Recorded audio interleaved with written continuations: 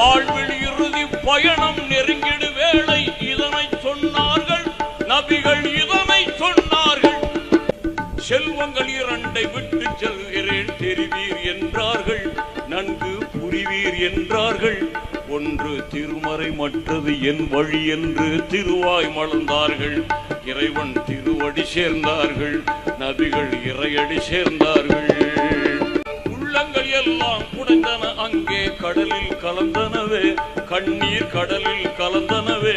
சோக உருவாய் அருகே நின்றிருந்தார்கள் உற்றார் உறவினரே, நபியின் உற்றார் உறவினரே.